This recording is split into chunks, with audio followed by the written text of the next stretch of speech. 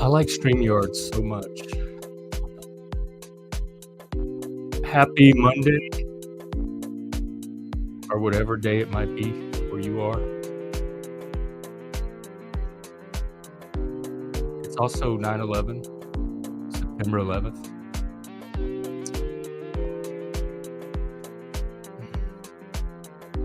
I shouldn't open with music because it's so hard to break out of it once it gets going. Hi. I'm streaming today for a little while, and then I might come back and stream some more this afternoon after I take care of some business and do some other activities. It is 9/11 today, so if you want to come on and talk about 9/11 or share your 9/11 stories or just talk about anything, the link is in the YouTube comments pinned. You can click it and just hop on. I remember 9/11. I was living in Vegas with Mike. I was almost 31. And we found out that morning. Mike worked graveyard. And I was usually awake when he got home. But that particular morning, I happened to still be asleep. So I remember starting the day with him. If I wasn't awake when he got home, he either let me sleep or sometimes if we had plans or something, he'd wake me up. So I remember him. He worked in medical, so he had his scrubs on from work. And Mike was so nice and gentle and calm and caring of a person. And he had this really warm, bright smile. And I remember somebody waking me up and kind of looking up at them. And it was Mike smiling down at me. And so I smiled back. I didn't just instinctively. And it was like coming out of sleep moment. So you're not fully conscious of everything going on. You're still trying to adjust your consciousness to waking reality. And he said real calmly and gently, hi, I'm sorry to wake you up. I just wanted you to know that there was a terrorist attack on New York City this morning, and 2 planes were flown into the World Trade Center towers and collapsed them. And while he's talking, he's smiling like in a real comforting way while he's saying this, and I'm smiling back. So we're both sitting there smiling at each other. And I was glad to see him, glad to have his face in front of me in the morning. And I'm processing the word, like what he's saying, this is surreal. Because he's sitting here smiling at me, I'm smiling at him, and he's telling me there was a terrorist attack on New York City and some planes crashed into the tower. So and I was still half asleep. My brain was trying to all put it together. And then once it coalesced into the awareness of what had happened, I'm like, what? I popped out of bed. I remember going on the internet and starting to look at the internet stories. We went downstairs and it was all over the TV. You could see the planes going to the buildings. They would play that footage over and over. They'd have close up, slow motion, everything. They had the guy falling, the people on the ground. It's not a day you could ever prepare for. Like there's nothing in my past life before that could have prepared me for a day like that. It was just what the fuck day, an unknown. We definitely just turned a corner. We were in new territory, and nobody knew how to make sense of it that day. And so we were just glued to the TV, waiting for news to come in, waiting for more pieces we could put together to figure out what danger were we in, what was the threat level, what was the future going to be like from here, everything. It was a sudden drastic turn into something unknown. And I remember calling my sister, or she called me. Also, people were on their phones all day long to their families. Did you see the news? Did you hear the news? The plane." And my sister, uh, she must have called me. I don't know if I would have called her. But anyway, we were talking on the phone, and she told me a similar story. She was asleep, and one of her friends called her and said something about the planes hitting the buildings or something. And she thought, because she's in Louisiana, it was a crop duster plane that hit like a local building. And she's like, "Oh, okay. Well, that why do you have to call me and wake me up to tell me that?" And then she went back to sleep for several more hours. So when she woke up and saw the news, then she put it together with the phone call she had gotten that morning of it's just a weird day. And I wasn't working at the time, but then I started teaching a year later, and that was about the time they were deciding to go to war with Iraq. And I remember I had my own class. It was one of my first because I was a sub, so I just filled in for different teachers, initially, but eventually I got my own classroom. There was a teacher that was out for the rest of the year, so I got to take over his class for the entire rest of the semester and the end of the school year. This was in early '03. When did the Iraq War start? Um, yeah, '03. March of '03, and that's about the time that I got this classroom. It was in March. And I remember that the teachers all this was middle school. I think it was 7th grade, maybe. And "Hey, machine. Yeah, were you around for it? You must have been young." '03, yeah. And I was teaching, and the teach like we had a teachers meeting, the teachers for that grade that I was working with, and they were helping me get oriented to the classroom and helping me with curriculum and lesson plans and everything. And when the war started, they didn't want us to tell the kids because, "Oh, well, you were the same age of these kids that I was teaching." And and I said, I'm not gonna do that. I'm not gonna lie to the kids. First of all, they're not stupid. Second of all, they have access to the same news and internet as I do. So how am I gonna pull off pretending like we're not about to go to war when they're gonna easily find out for themselves? Like, I wasn't gonna they wanted to protect the kids for some reason, for the reality that we were about to enter the Iraq war, and I refused to do it. I said, "I'm not lying to the kids," and I told them.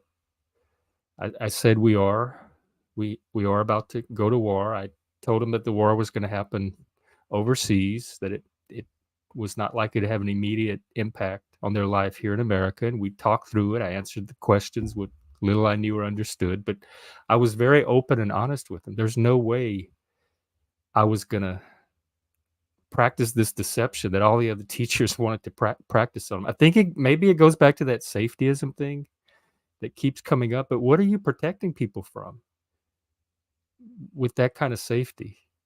Um, and it went fine. They were fine. They handled it very maturely. They probably felt more at ease about it because they had an adult that they could talk about it with, an authority figure that they could trust. And plus, my ability to teach depended on my credibility with the kids, which was earned through transparency that I had with them. So I wasn't going to jeopardize all that just because the other teachers didn't want to talk about the war or pretend like we were at war. So that's like the main highlights I remember from that time period. Um,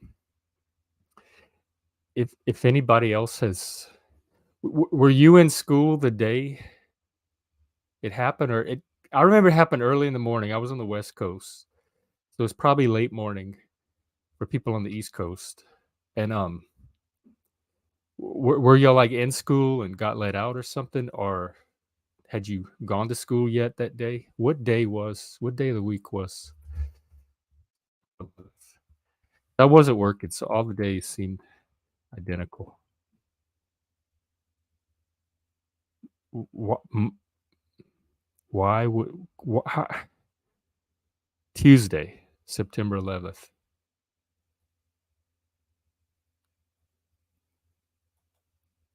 Yeah, that it was kind of a before and after moment. I had had, like, over 30 years of life before that, so I had some kind of, like, social, cultural, psychological stability to ground it in, but for young people,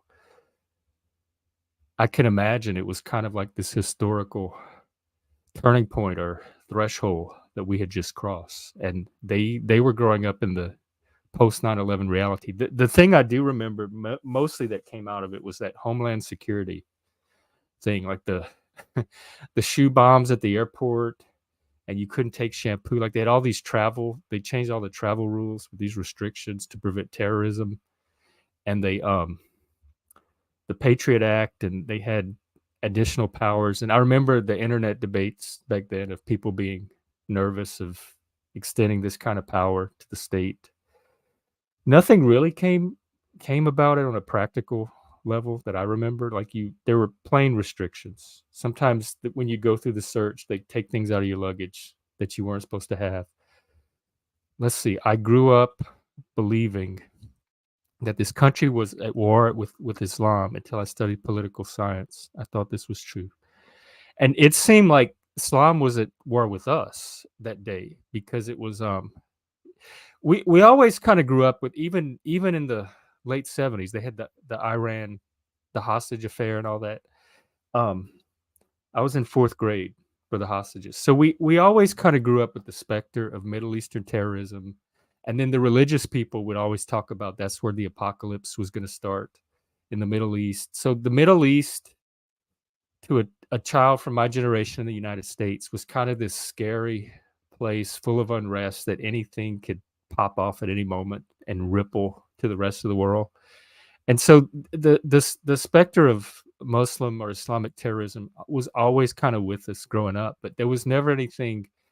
I think maybe a plane got blown up here and there, and most of it you would see on the news as happening in the Middle East, like the bombings of apartment buildings and neighborhoods and stuff like that. But very little actually touched our lives here in the United States. So when 9/11 happened, it was kind of an extension of these fears of, oh, well, the Muslims finally made their move. The terrorists finally struck. The ones that we always knew were out there waiting to attack us. Finally, they finally did. And so in our minds, it was the Islamic world making their move against us. And I guess I think I remember political figures coming out at the time and downplaying that it was a war with Islam itself. It was a war specifically against the terrorist who did this. And who was it? Al Qaeda. I remember claiming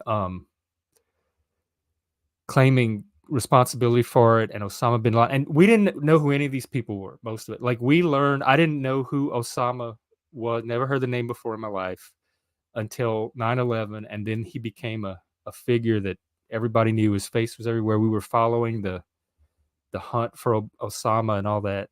And Al Qaeda, I didn't know who they were either. So suddenly everybody was aware of these groups and these figures. And I remember that what was his name? John somebody. It was an American soldier that defected to the Taliban or something, and he was all over the news. And I thought his story was kind of interesting.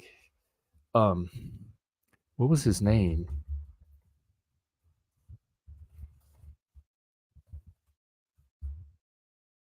They were John Lynn, yeah, John Walker Lynn, and they would show his pictures on TV, and he had like this black, dirty face and scruffy hair, and so that kind of popped up in the middle of all this, and it was like we have our own soldiers defecting, and it was a chaotic, confusing time for everybody, and it took the immediate aftermath kind of stabilized pretty quickly, but I guess psychologically and socio-politically, culturally, it took several years to kind of adjust to this new reality and get a baseline for what was going on. Terrorism is historically invented by people like Robespierre and Menachem Begum. I, have heard the name Bagoon. I need to see who he is. And y'all were talking about Robespierre last night, the terror of the French Revolution. Beguine, yeah. A lot of these people growing up, they would have it because we only had, like, the 3 networks, ABC, NBC, CBS, and they'd show news every now and then. And then if you had cable TV, you had cable news. So you would but I never watched the news. As a kid, the news wasn't interested to me. But you would absorb these names from, like, if the news was playing in the background or if your parents had it on, or sometimes Saturday Night Live would make fun of some of these people. You would know them as, like, comedy figures in the skits of Saturday Night Live. So I knew the name, like, Begin and, stuff like I didn't really know who they were or anything about them, and I kinda just left all that in the background. So, I'm looking up Begin now and seeing what his story is about Jewish paramilitary. Is it all over the Bible? Like, is this religious war? Like what is it? The Temple of the Mount in Jerusalem or something? Like, there's this part of Jerusalem that is a holy site for more than one religion that they're fighting over, or I don't know. I just I'm working on intellectual humiliation, and this is good for me because I need to admit my almost complete and utter ignorance about the Middle East and really, as an American, world affairs outside of America at all. Um, Growing up here, we didn't really have to pay attention to that stuff. I remember we wrote letters to the hostages in the fourth grade. It's 1979. Might have been around 1980, early 80, that we were writing the letters. But in class, we wrote letters to the hostages, and they explained what was going on with the hostages. And that's about the only international event I ever remember directly being taught or aware of or having to worry about. And I remember when Reagan got shot, but that was within the United States. They had it on TV. That was before they had VCRs, but they weren't a household item back then. And it was at school when it happened, and they had it on the TV, and they would roll the TV into the classrooms and show Reagan getting shot. And I remember the Challenger blowing up. So stuff like that. But begin, focus. Before the creation of the state of Israel, because that was after, was it World War II or World War One? 48. So after World War II. I do know a little bit about that. Zarathustra's Serpent has several excellent videos on the current conflict in the Middle East between Israel and the Palestinians, and Zionism and anti-Semitism. And so I relied on those. I watched most of the ones I could find of his recently. He has like 4 or 5 of them. And so I kind of understand the current conflict and some of the historical roots of it. But 9/11 came from a different place.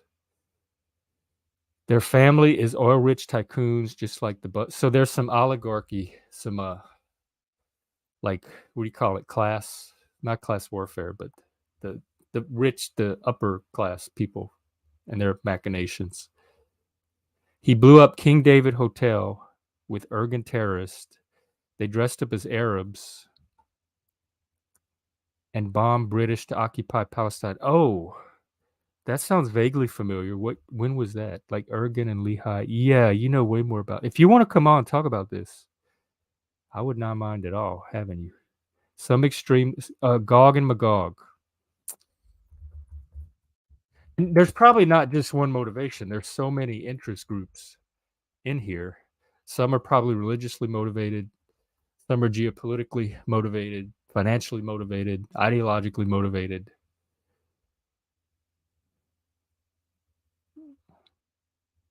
The Gog prophecy. I just started.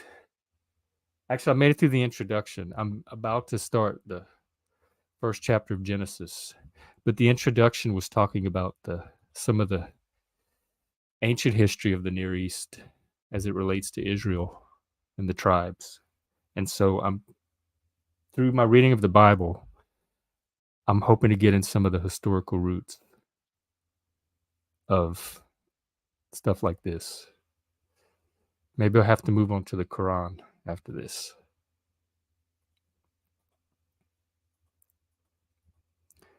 So that's really all I remember about 9/11. I owe you one. I'm not properly dressed. When are you properly dressed? No, I'm just kidding. Yeah, that's fine. I understand. Uh, when I'm on early in the morning, people are always asking me to go on their streams too, and I'm caught in my PJs and unshowered, unshaved. That's where I wear the hat sometimes. Still in bed, really. Well, you know what? You enjoy it today. Everybody should take a chance to relax in bed and appreciate what we have. Hey, Chris, you are welcome to hop on too if you want. Do you have a 9/11 story? I know, and I have to say that was a few weeks ago, right? You are your resiliency is commendable because for someone in your situation, you sure are handling it really well, at least publicly. Like you're able to pull off the streams and kind of be your usual self and I guess compartmentalize. Um, but I imagine there's all kind of shit going on inside. I was kind of wondering how you were, what was going on with that. Um, if you ever need to talk, reach out. Don't I, I I don't like to see someone in a situation like that or leave them in it.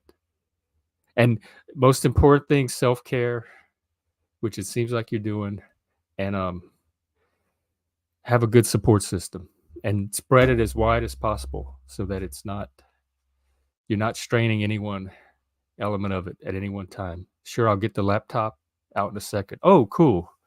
Chris is going to come on. Chris and I talked about doing a regular podcast at some point, some kind of regular feature. I'm also interested in how you're doing. And I don't want to like talk about all your stuff publicly, but you were going to go take care of some stuff. I think it was last weekend. And I'm curious how that turned out, but we could talk offline about that too if you want. I'm going to just peek on Twitter real quick and there's not a lot of 9/11 stuff people are posting on Twitter. Nah. Yeah, some people are telling their 9/11 stories. Some people are showing cat pictures.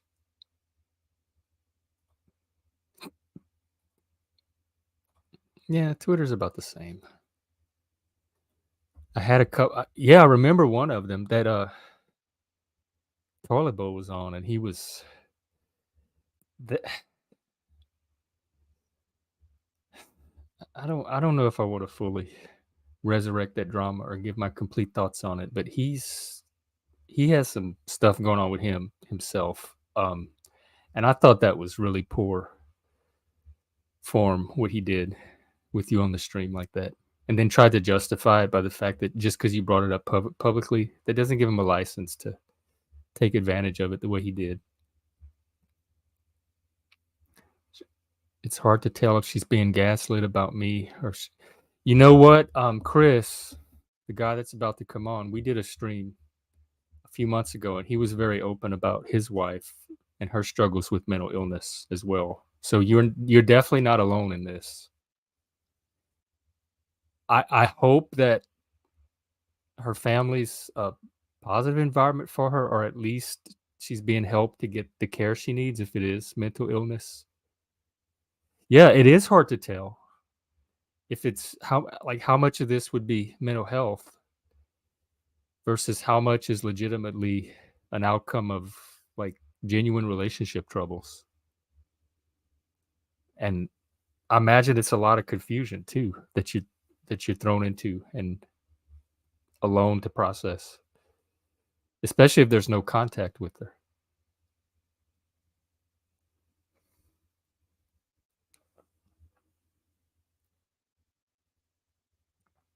Tonight is my men's group at 6 p.m. Central. You're welcome to drop by if you want, and maybe you can get some support there. I never know who's going to show up or what experiences or backgrounds people are going to have. So there may be people at the group too that can offer something.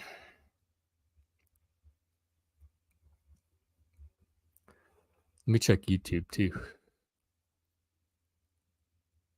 Oh, Jim Bob I always end up streaming the same time as Jim Bob. Ooh, the Hex and Tarot that EBT was talking about last night. Look, they made they put you as the hermit on this thumbnail. The Hierophant looks like, is that EBT? I can't tell who the Hangman is. That's hilarious. That's in 9 hours. 8:30. I'll be free. I might stop by and catch it. I was looking at the tarot, the Hex and Tarot. It was very interesting. I used to read tarot back, or tried to read back when I was in my 20s and involved in paganism and the occult. In fact, when I lived in New Orleans, I was gonna Drew. Oh yeah, Drew is a chalk body, right? Chalk body outline. There's Chris. I was gonna set up a table in Jackson Square and like tarot readers and try to read cards. Your wife reads tarot. It's been a while since I've done it, and I mostly just use the major arcana. Really. Hey, Chris. Good morning. Are you at your place? You're at your house? Yeah, we're still here for right now. Yeah. How's it going? It's going okay. Yeah. It's what's going on with you? My hair looks terrible. Well, yeah, I'm okay. Yeah, I knocked another tooth out last night. That was You fun. knocked a tooth out. Yeah, I've from vertigo falling. I've knocked out 3 so far. So. Were they able to do anything? Oh no, no. The hospital, the ER insists that they can't do anything for me in the ER. So yeah, it's been pretty frustrating. I Can they have a refer you to someone? Yeah, just the referrals. That was the whole thing. They referral led me to an appointment that was in January, so or late January, practically February. It was like the last day of January. I think it's like the Fuck. 31st. Yeah. And So then tell me you're losing teeth. yeah, I mean they're weakened because I think it's because of the fact that I vomit quite often from dizziness. And I think it corroded my teeth somewhat. So my top teeth all got really like weirdly rotted. And anyway, it's That's not unpleasant to talk considered an about. emergency. Guess not. No, I swallowed this one, so I hope it doesn't hurt. What? Yeah.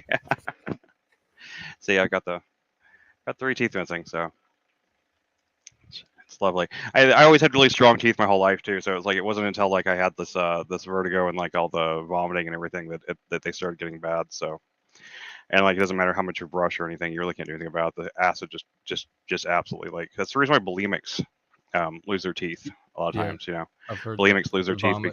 because they throw up so much. And yeah, I didn't realize it was happening until it was already like too late. You know, it was like I mean there wasn't I mean there wasn't anything I could have done about it. I guess, but I mean you just get so nauseous all the time. So anyway, but yeah, you were talking about 9/11, or what were we talking about? Tarot cards? What was it? What was the subject there? Just I lost track of the stream for a second while I was getting the thing the set up. So conversation is very desultory. It wanders wherever it wanders. I was going to I say used the same thing to you that I said to Machine Lies. Your resiliency is remarkable. If that just happened last night, you you either yeah, you you either got to face it head on. compartmentalize well or recover well. It's I wouldn't say I recently recover that well, but I probably compartmentalize. I don't know. I feel like the only thing that you can really do is face it. Like I did fall into depression for quite some time before, and that did not do anything besides make my life worse. So Mm. I'm kind of trying to refuse to let that happen again with any of it. Yeah, we got my wife got rejected for disability again the other day. Wait, So what? The one that they were supposed to? They said they yeah, were. yeah, they said it was all everything was all good, but then like the final person, the final rubber stamp person, like they rejected all the previous approvals and said that no, it wasn't medically necessary. So we have a statement from the doctor that says that she can't work. So we just have to go for a judge now and get that that taken care of. But it's okay. It's just like it's just gonna take longer. It's just another wait is the main problem. I don't know what we're gonna do in the meantime, but just trying to move forward the best we can. So What's the timeline on that? you got me, man. According to, I talked to a charity organization that helps with disability stuff, and they say basically at this point the best thing you can do is wait. But she said that the Social Security disability people have been really backed up because they lost a whole bunch of people during COVID, Mhm. not to COVID, but because of various work, they laid off people or this or that, and so they're just rebuilding their people right now, and like it should be moving faster is what I was told. So I don't know. We have like doctors like statement saying like she can't work. So it wasn't probably, and we have a lawyer and that's everything too. So if because if there's anybody who should be eligible for disability, I feel like she should be. I mean, I Yeah. myself, I feel like there is probably some sort of help for me. So I'm not necessarily like that keen on the disability thing for myself, but with her condition, I mean, she does really well for getting around to the house or something like that. But of course, I mean, it's going to be difficult anyway. Just like even if I get help and get back to work, I mean, it's going to be difficult for her to be here by herself with the kids and everything. But we'll figure it out. It's just more waiting, man. Just that's the way it always seems to work, though. It's always it's always something. It's like every time you think you get through one hoop, another one jumps up. So Mm. but I'm getting used to it now. So anyway, but yeah, you were talking about like a 9/11 stories. Yeah. I Do you didn't have a realize 9/11 until you story? I didn't realize that until you said that. I was like, oh my god, this is 7/11. I mean, that was a weird day for me. I remember it wasn't too long after my great grandmother died, and I had been staying at my grandparents' house where my great grandmother had lived, and she had just passed away, and I woke up that morning. I guess like a lot of people, like I mean, I didn't really wake up for anything specific. I just like woke up and I just happened to turn on the TV and see like the news. I think I turned it on like I turned it on before the second plane hit, so I Oh, remember seeing that shit live at the time, uh, and it was pretty terrifying. I mean, in general, I mean, it was pretty terrifying to see happen. But it's a weird, fucked up thing that happened. I don't know. I don't really have a lot of much in the way of much of a story really, but I mean, I do have a lot of memories of that day and of the surrounding brouhaha around it. I remember talking to a lot of other people. Like I was like 22, 20. Yeah, I was like 22 or something like that. 21, 22. oh, right. So Yeah, you're younger than me. I'm about 10 years younger than you. Yeah. Yeah, it seems like we're the Yeah. same generation. Yeah, we are. You're at you're at the front of Generation X, and I'm at the very end of it. So I Yeah. mean, my according to at least two different places I read that count the whole like generational where the generational divides is. A lot of them actually start the idea of millennial um, at the end of April of 1981, and I was born on the 13th of April. In 81? Yeah, my birth. So they're Sorry, that this thing. specific? They break it down to month? Yeah, they apparently so. I mean, I read that twice. I don't know if I mean that could be like information could Maybe change, they but go then I by read birth rates or something where the curve something like that. I don't know. falls off It's and weird. starts again. I thought it was really funny when I saw that. I was like I'm literally at the tail end of Gen X, and like I'm on the cusp of Gen X and millennial, I guess. Oh, I feel a lot more in sync with Gen X type people and attitudes than I do towards millennial ones. But I know.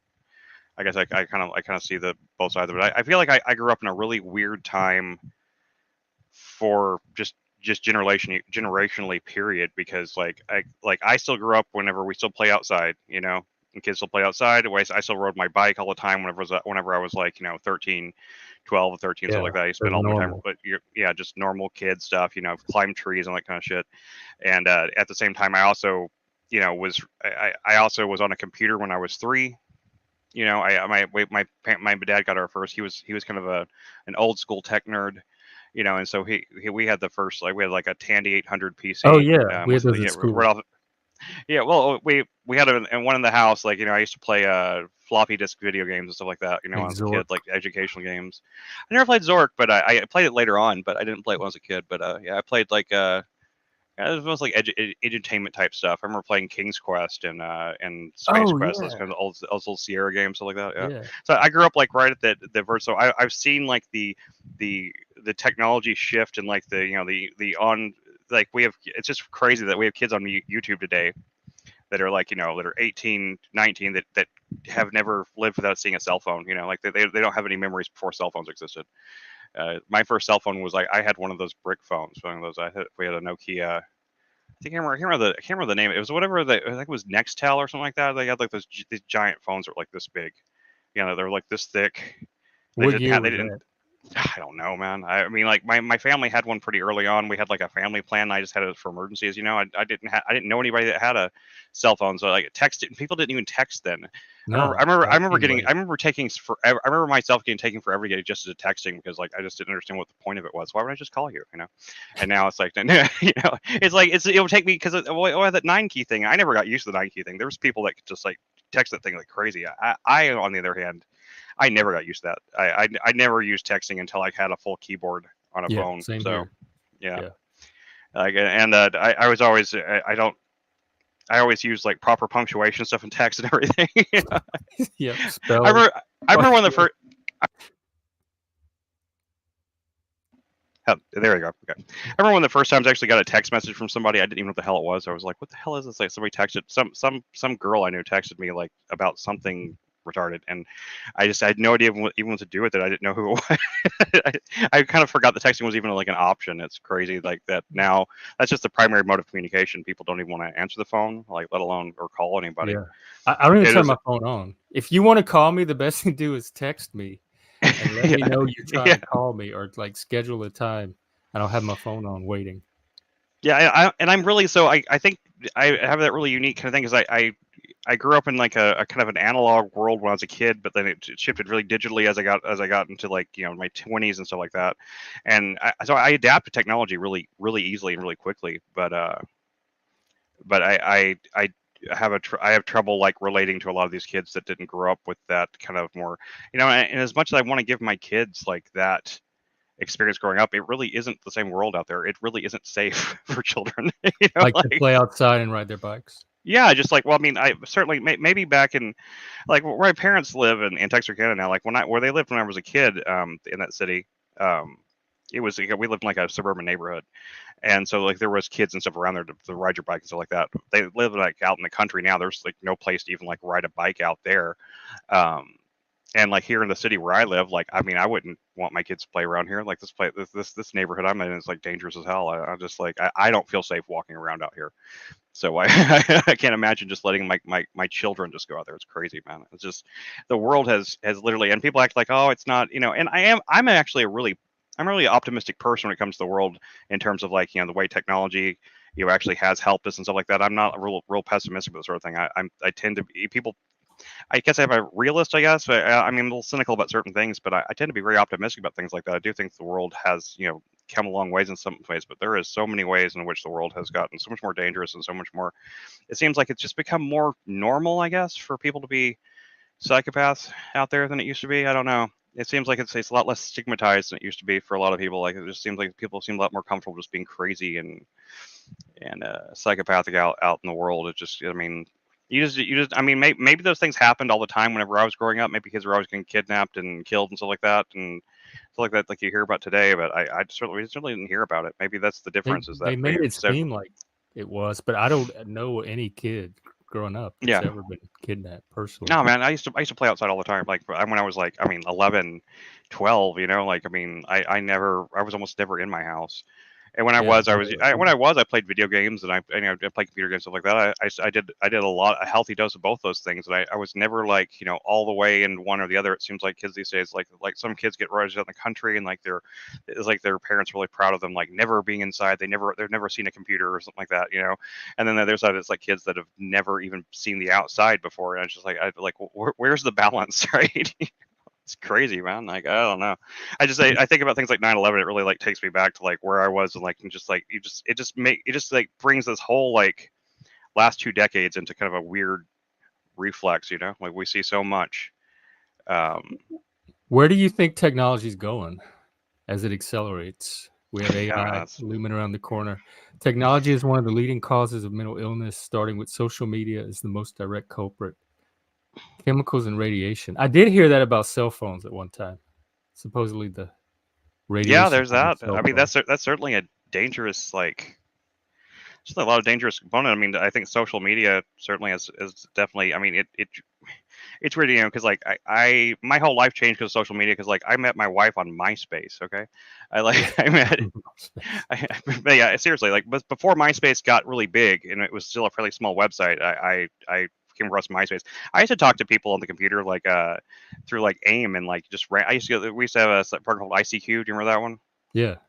Yeah, ICQ used to have a thing where you could just like randomly chat with people, kind of like you. Mhm. I guess they do now with like with the video chat ones where it's always dicks on the screen, but but like I used to we used to like I used to go in there and just randomly chat to different people, and like I made friends like that and talked to lots of people like all the time, and like so it really was it seemed like social media was a lot more social at the beginning. I think partially Facebook kind of changed that because of the exclusivity thing it did, where like at first it was only for schools, and then it was like then instead of it didn't encourage you to meet people, it encouraged you to only talk to people that you already knew. Yeah. MySpace was literally a website was about meeting new people. That was the point of it. It was supposed to be, and so it was an app that like I used to be more social. I would meet people on MySpace, and then I would go meet them in real life and hang out with them and Yeah. stuff, and they Same become here. friends.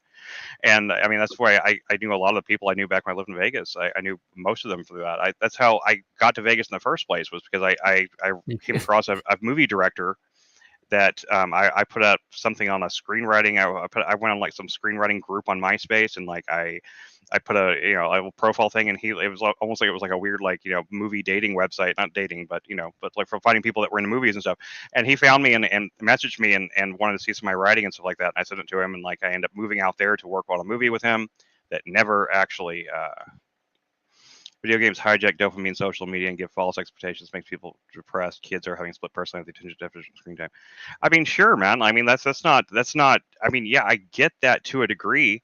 Um, I mean, but I mean, like I said, I grew up playing video games all the time. I had my first video game system. My dad got it in television when I was like 4 or 5.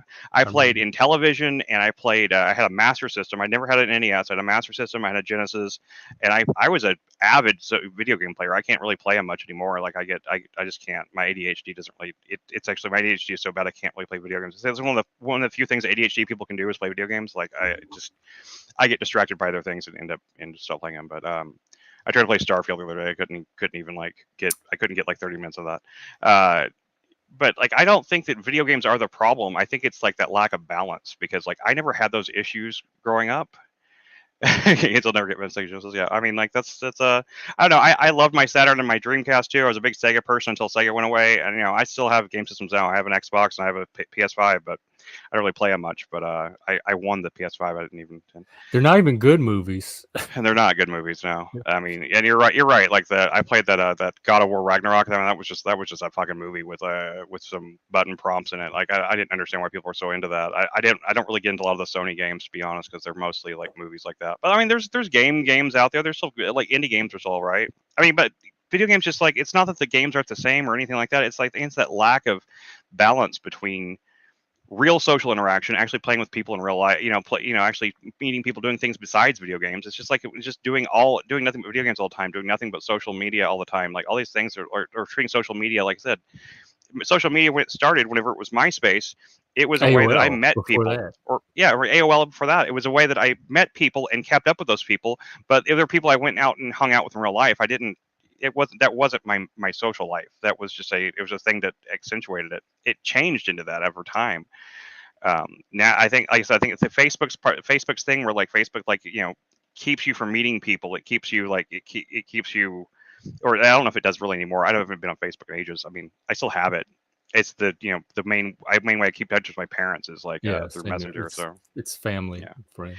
yeah, exactly. And but I mean, but it doesn't like Facebook, the way Facebook, and then Twitter created this whole other weird thing where it's like now you can reach out to anybody. You can chat with or message at celebrities and all this other stuff like that, and people just started like and I don't, something about Twitter seemed like Twitter never really seemed that appealing to me. I had a Twitter account way back, like right when it first started, and it never caught on for me. I never really got into it, and I'm not saying it's bad. I know you use it quite a bit, don't you, Jeff? Well, yeah, it's kind of. dull lately, but I didn't really start using it till during COVID. I had my Yeah. account. I had my Well, account on it everybody did that in when COVID, it I guess. first Yeah. opened, but I never did anything with it. Same with you. Yeah. And Yeah. then I had COVID, it when for everything ages. was locked down and you didn't have contact with people, Twitter was a way to it was like a little window onto the world that I could interact and get those social needs met. I only really used Twitter for 2 periods in my life, and like one of them was I used to write for this website called Cracked.com. Yeah, I It's still remember I used around. to read Crack. Yeah, yeah, and I still have articles that are up on there. Um, and one of them, the first one did was a thing about was making this whole like comparison between this movie Cloak and Dagger from when I was from the 80s. It was like this like kids oriented like movie about a video game that was really violent and everything Oh, like that. yeah, I remember that. I Yeah. remember the I movie. made this article on Cracked. I wrote this article on Cracked about how it was the prequel to Fight Club, and so I wrote Oh, this whole like really and it took off really big. It got like 2 million views on that video on that article, and so which is a lot for a comedy article on a website, um, and that article it actually got the attention of Chuck Palahniuk. He even like he tweeted and put a Facebook thing about it, and like he just tweeted out the link to it, and so it got a lot of attention from that. And because of that, is that I had my Twitter, in my profile there. That's the most Twitter attention I ever got from anything. And so I was interacting with that. And then a little bit later on, I worked for a startup for a little while, and I ran their Twitter account and I just did like 5 or 6 posts a week. Just did like just stuff about their app that they were doing. It was like that it was was your like whole job? it wasn't my whole job. It was a side job. It was Oh, just I did it was like $300 extra a week. It was just something I did just for extra money, and until it was a startup that did that. Nobody's ever heard of them. They're called Library. They did it was a crypto type thing, but it was kind of a cool idea for a crypto thing. Instead of like just being like the coin wasn't really the point. It was a blockchain video and or media platform where when people uploaded things to the blockchain, that was how you added into the blockchain, right? Instead of like somebody mining it all the time, it was about like adding content to this blockchain, and like the stuff couldn't be removed because it's blockchain, it's permanent, all this stuff like that. So it's a cool idea, but it just didn't catch on because like their software was dog shit. It just it tried to be like a YouTube type thing, but it was so clunky. It looked like it came from the GeoCities era or something like, man. It was pretty clunky. hmm. And but yeah, I ran like a little like Twitter account for them for a while. That's the most I really deal with Twitter. That's around the time I think on my Twitter page, I still have like one pinned tweet of mine, and it still says that I've been interacting for, I never really used Twitter much, never got into it. I've been interacting it the last few weeks for work, and I have to say, after interacting this long, that there is no God. The most I really got out of it is like that Twitter is just like it's just a hellscape, man. I don't it was for the longest time. I don't know. I know there's good parts of Twitter and there's bad parts of Twitter, but man, I mean, Twitter is one of those things like I have to avoid it because like anytime I get on Twitter, what I see, I'll see like somebody see some sort of tweet that makes no sense to me, and I'll start trying to like go back to try to figure out what they're talking about, and I end up down like 10 different rabbit holes just Oh, trying to yeah, figure out what yeah. one person talked about because like everybody talks in like inside weird like inside talk speech. It's just bizarre. I don't know. It's everybody's so hateful on Twitter. People say things on Twitter they would never say to people in any other media. I don't think Facebook ever had that. I don't think MySpace ever had that. No, people are just mean on Twitter. I mean, it's just beyond like people are just absolute pure hatred. Just like the worst parts of people come out on that website. I don't get it. But I mean, that's really. I mean, I never say. I know people say Instagram's like one of the worst ones. I've never really used it, so I haven't either. I can't say I know anything about Instagram.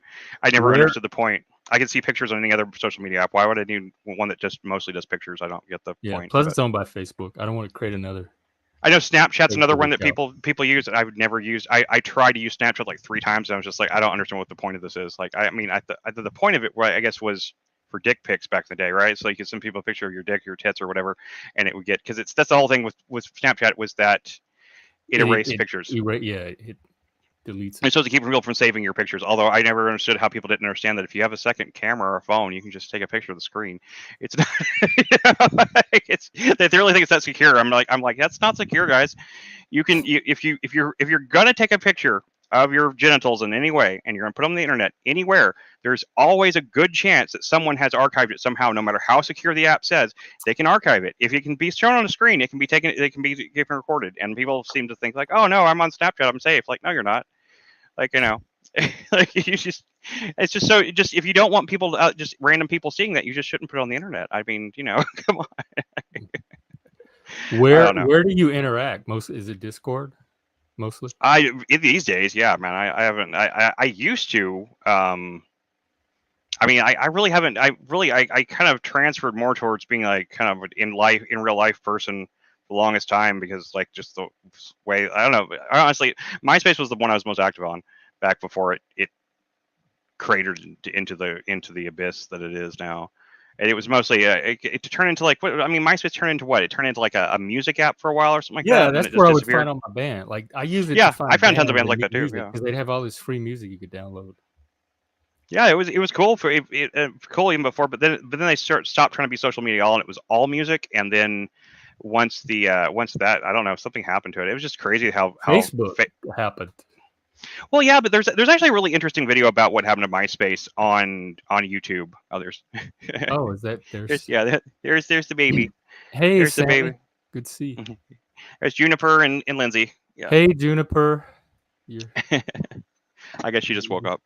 But yeah, there was a really interesting video about that on YouTube. I had to look it up, but there's a really great like I think it was almost it was like Cold Fusion or something did this whole breakdown of what really happened to MySpace, and it was a lot more complicated than Facebook.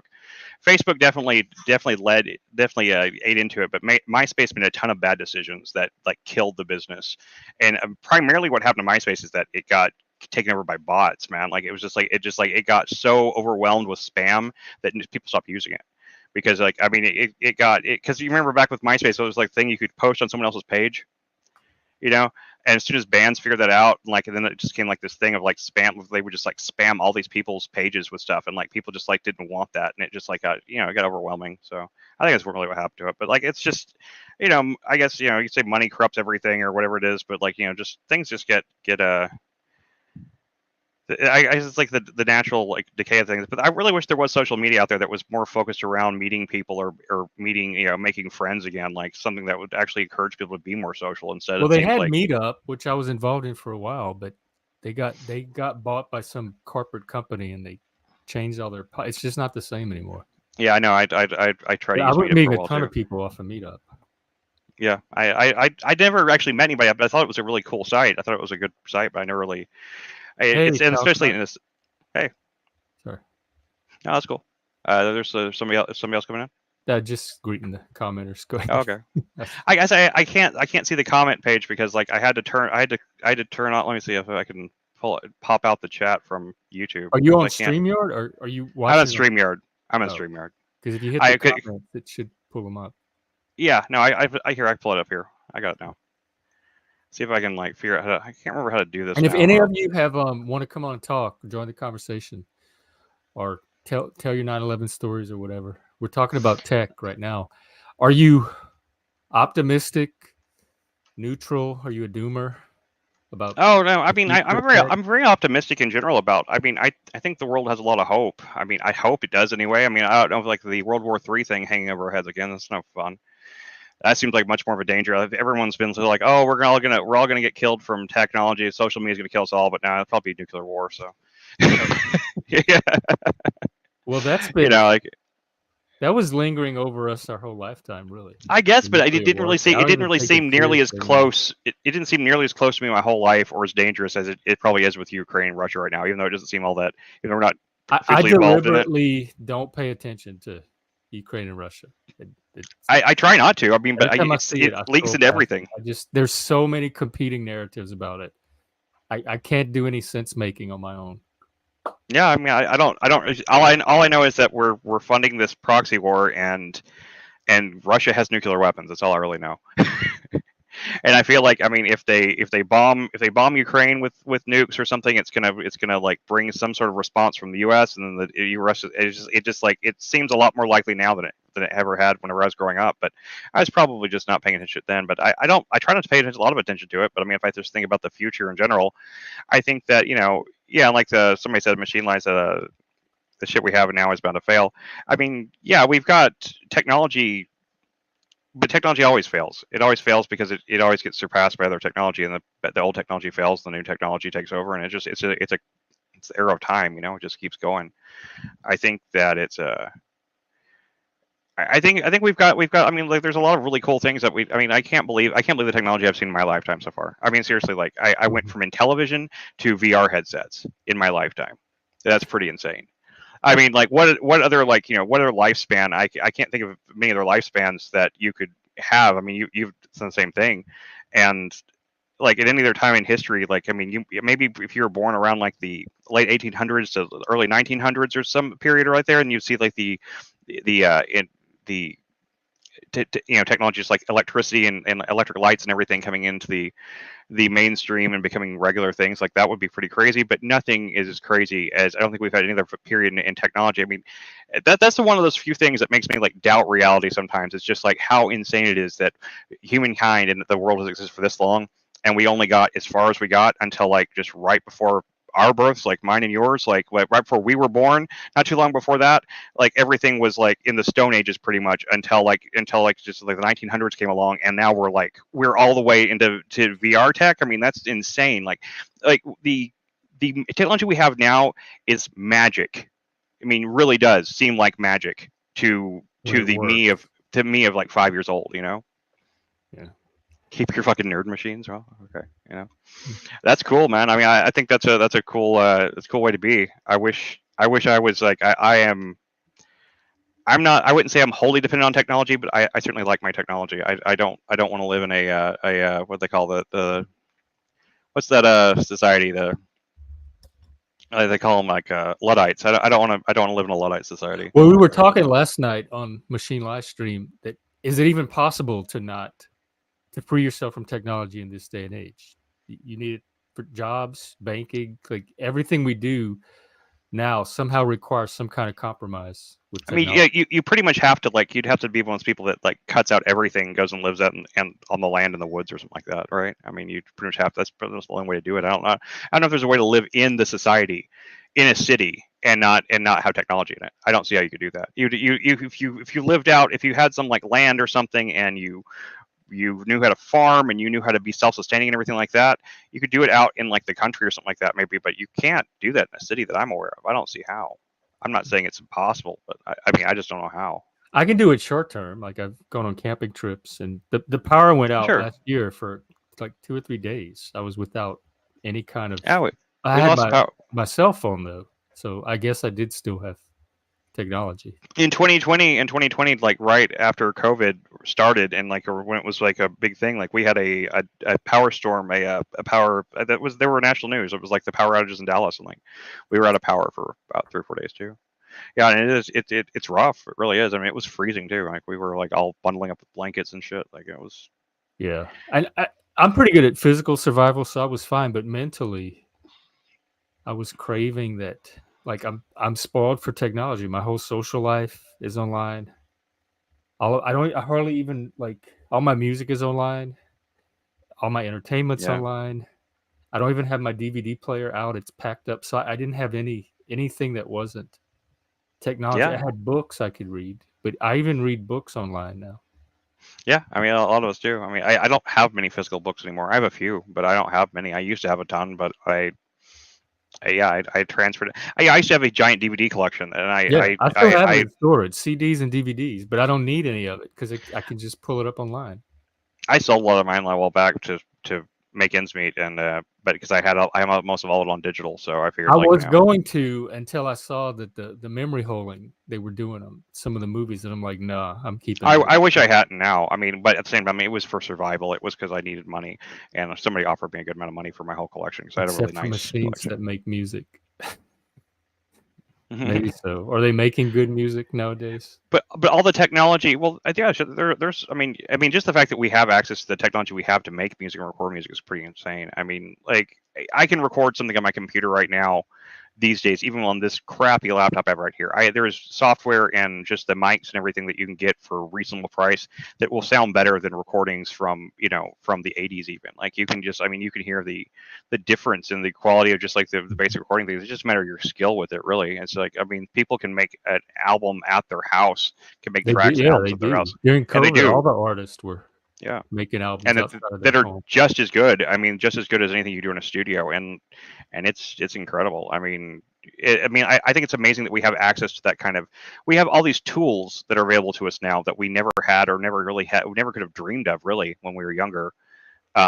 To make art with, to make things, and I really I hate the fact that I had to sell so many things to like make ends meet these last few years, but the last couple of years, but because like I had like all because that's mostly like well that's the main thing I want money for is to buy more tools to make more things with, it's just So it's really up to you can us make now movies, then. you can make it what's We yeah, it have the really is. tools, it's our creativity, like, it's now it's down the Yeah, ball's in and our that's court to always do the something rough with part. these tools to, like, shift humanity wherever. Yeah, it's always the rough part though. Is like it seems like you spend all this time like being like, oh, I need these tools, and then you get them. And it's like, oh, I don't know what to do with it. It's like Right. I don't know what to do with them either. yeah, my and like my creativity gets really sapped whenever I'm stressed by financial things or something like that. I have a hard time just because like I have this ongoing guilt complex with like anytime I'm like making something, I feel like I could just be I should be out trying to make money to take care of the family or something like that. Just like this guilt complex comes in, like I'm trying to I'm trying to like write music or something like that, and it just seems like it's a waste of time or this or that. And I guilt myself to the point where I can't Well, what if the create music anymore. leads you somewhere? And I think the act of just using your creativity and keeping it Well, I certainly sharpened. did. I mean, I did that for a long time. I mean, I think I sent you a link to like my SoundCloud and stuff like that. I made a lot of music back before. I mean, it's not great or anything, but I was getting better. I had some. I actually had gotten right back into it right before everything kind of went really crazy in my life. Before I had to get rid of all my stuff and everything like that, I had actually gotten in. I actually was making stuff with my tools and everything. I had making music and I was starting to work on some like YouTube stuff and I was trying to learn my camera. I was using it for test footage stuff like that, and I had to sell it and everything. But yeah, I mean it was it and then the hard drive I had all the stuff on like got fried like we had a power surge and like fried my computer. Like well, it didn't fry the whole computer, but fried my hard drives. Like I think the hard drives are probably still fine because they're actual hard drives.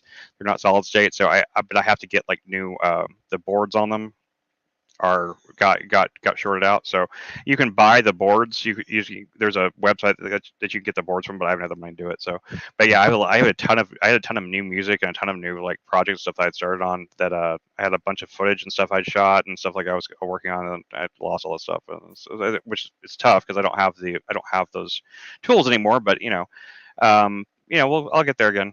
It's just like I'm getting used to. I was like thinking like I thought we were gonna get our lenses stability and stuff. We are gonna get moved and be able to get, but now that's not gonna happen. I'm just gonna have to buckle down and just start focusing on like using what I have to make what I can with, and just try to like go from there. Like yeah, we should still definitely should talk about the podcast thing and everything. I still think we should just do that. I mean, I was gonna try to wait until I got more settled and more in a place where I was like able to really focus on it, but screw it. I was like, the time isn't going to wait for me. So, Hey, Jack. Yeah, I'm yeah, ready whenever you are. Just let me know. I love doing yeah, stuff like yeah. We just need to. I just figure out what we want to do it about that. stuff like that. Because We'll talk you're about it. probably better at the production, like music, graphics, that type of stuff. Sure, I can do some of that. I mean, I think you're fine with that stuff too. Though you've probably Love the duck part better. you've definitely come a long way on terms of like I'm really happy seeing you doing the stream and everything. That's really cool. I mean, I've tuned in a couple of times, but it's usually happening at the same time. Like I was able to do it today because the baby was laying down and stuff like that. And, like so, I had the chance. But a lot of times it's been like I've been like holding the baby and like playing with her or something like that. I just couldn't Well, that's I good. couldn't You really. you have healthy priorities. Oh yeah, I know. I mean, like I'm not gonna. Although she's my yeah. Oh yeah. I don't Lindsay's want to just take kidding. anybody away from their babies. No, Lindsay's getting a bottle for her. That's all. Lindsay's getting her a bottle. She's just fussing because she's just she's only 8 months old now. She just turned 8 months. Was that? Oh, Yeah. 1 second. Yeah, 1 second. okay. I've got to get the formula for Lindsay. Looks like the gang's all here. We have NeuroJack, Machine Lies, Talca. If Hi anybody everybody. wants to come on, just click the link. I don't know what happened to it. Okay. I have something at once. I'll probably go for another half hour, 45 minutes, and then I might come back in the afternoon when that's over. And tonight is our men's group. It's It's at 6 p.m. Central. It's on Zoom. So if you Okay. want the link to that, just contact me. Sure. You gonna put it in Discord again? If you put it in Discord, Yeah, I can put it, and I'll yeah, put it in. I'll put it put it in in Discord. call. There's more people in that one. Yeah, I might. Yeah, the baby's not having it now. Yeah, she's very mad because the bottle wasn't instantly available. You know how it is with kid babies. She's a very happy baby, except for in two instances. Hungry, of course, and anytime she is tired, she does not like naps. But she is otherwise like happiest little baby I've ever seen. I have all these adorable pictures of her. Jack, there's no real subject. We've basically been talking about Yeah, technology, and yeah. He let we're me on both here, and generations I X. took We over were with my rambling. So kind of giving our own historical overview of the technology in our lives. And yeah. earlier we were talking about 9/11. If you have a 9/11 story, there's a guy named Justin waiting to come on, but I don't know him. Justin, can you? Oh, he left. He might have been spam. Yeah. Oh, okay. You get spam things in StreamYard like that? Yeah, I guess so. I don't have the link. I only have the link in Discord. But I have the YouTube link on Twitter, so someone could go to the YouTube link and see the StreamYard link. But I only post the StreamYard link itself on Discord and Facebook. And or I mean on YouTube, you're on. Bit scared to be honest. We're really not that scary, man. I promise you. We're not going to bite. We're just here talking about technology and like how Oh, a the bit how. scared. Oh, okay. I just didn't know. If you want to come on, just turn your camera on backstage so I can at least see you. Because sometimes people come on and play spam or just try to nasty videos and yeah, come on. racist stuff. I can only imagine that happens with public. I'm kind of afraid it's going to happen with Paul opening up the StreamYard thing here. I'm afraid that's going to happen to him. I really, Uh, I think he was wise to do that. I really like the direction that it. I know going. I love that. I mean, and plus it gives his morning show and stuff. It gives it a lot more. Seems like I feel like he just needs to go a little bit longer with it though. Is the only problem. I feel like He used to go for especially like 2.5 or 3 hours. I noticed I it's know gotten shorter with it. Maybe and he has and a those life now. maybe so. It might just be that he has a life, I guess. But like, it's just especially Jitterflux, I guess, is like it just seems like every time every time their show starts getting up to speed, every time something interesting starts happening, they're like, oh, time to go. They're the short. Yeah, because like anytime you Jitterflux is short. yeah, it just feels like that they have to spend like so much time like kind of like getting into the groove of it, and then it's like it's over. So like the only problem with the show. I mean, I think he's I'm a big fan of Paul too, but Well, fellow mine Dallas can go as long as it needs to. There's streamers that Machine Live sometimes goes for 10 or 11 hours. See, like other streamers go for 5 or 6. That's the other side of it. Like, and I have no problem with that Machine Lives, by the way. I'm not judging anybody, but I can't do those streams that go for 10, 11 hours like Adam and Stitch do that shit. Yeah, we used to have 11-hour book clubs, like on Zoom, when we had some book clubs going earlier a few years ago. They would go to 2 or 3 in the morning. I mean, that's whenever it's just a conversation type thing, and that just gets going. But I mean, for a stream that's for an audience at all, it's too much to keep up with. I just can't, like I said, like Adam and Stitch does that kind of thing where they do these like long ass streams, and I'm like, you just can't. I don't know. I don't have that much of a life right now. I don't have much going on. I still don't have enough time to like. I don't have enough. It's really my ADHD. I don't have enough attention span for it. Is what it comes down to. NeuroJack, hey, what's up, man? Hey, Jack. Good morning. Hey, what's up? Just wanted to support you the way you supported the stream last night. I appreciate that a lot. And yeah, it's Yeah. How long did you end up going for?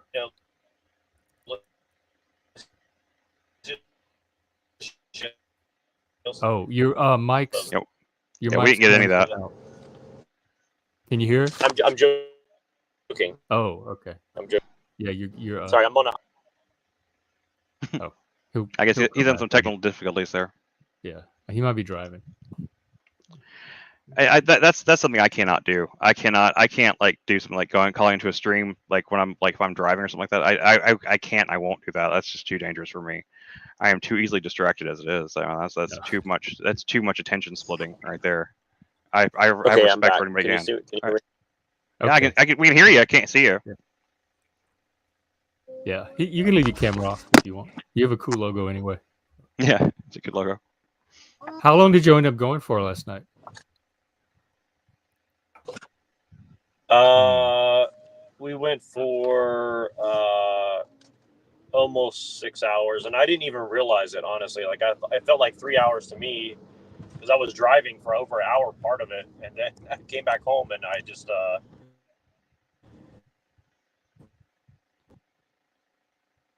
Oh, Yeah, that's he must so be easy to driving or do. something. It sounds like he's driving or something. I hear it's like background noise or something like that. Yeah, Maybe that. he might be.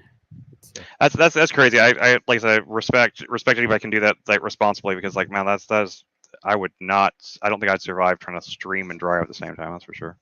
And there's a lot of people that I guess do that with like with cameras built into the car. Like oh, William Gibson logo. That's where the brain's from. Is it Neuromancer? oh, Neuromancer, right?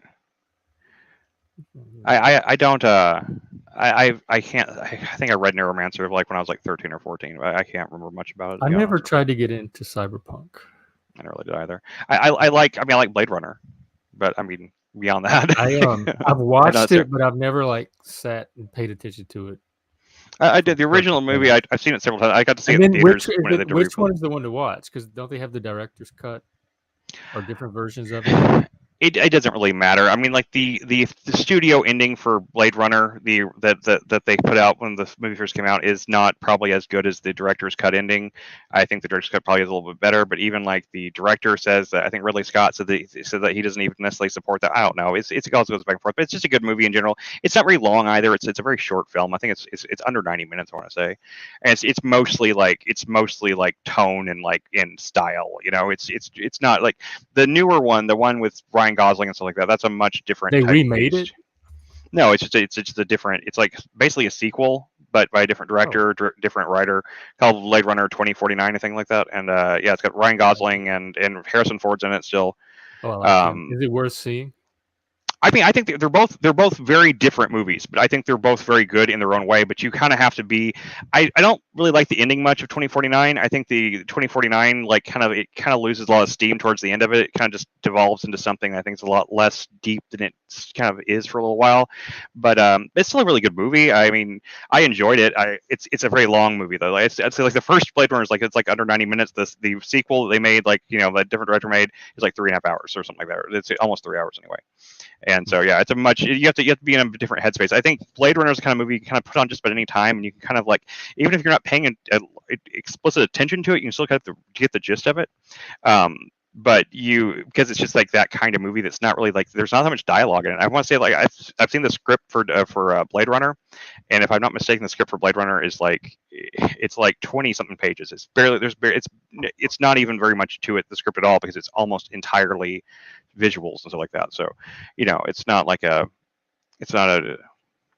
He said cybernetics and psychology are the same process of interfacing. Yeah, that's very true. I mean, I think Timothy that Leary and the influence on cyberpunk. I know when I did mushrooms one time, they were talking to me. Like in my brain, they were telling me that they were created to communicate with humans and bring men wisdom and stuff. Like they had an intelligence to them. well, yeah, I never take anything fungus is seriously very. when I'm on drugs, so I didn't. I knew in the back of my mind, I'm like, this is the drug. Don't really listen to the mushrooms. But if you took it seriously, it really did seem like there was some other than human intelligence in them communicating with me. Fungus is insane, dude. Like, I mean, like I've seen some scientific stuff about that, about just like the networks, like the fungal networks, man. Like it's like a neural network that exists underneath the entire Earth. Like they can communicate over hundreds of miles. Like they're insane, dude. Like, I mean, like there's something about mushrooms that are very, very odd. I mean, like I'm not talking about just the psilocybin alone. I'm talking about just mushrooms in general are very strange. Like trees and mushrooms and all that stuff, just like the way they're all connected under the earth and everything like that. It's something else. I mean, I don't understand it. I don't claim to have a grasp on it, but I mean, I will say it's pretty trippy though.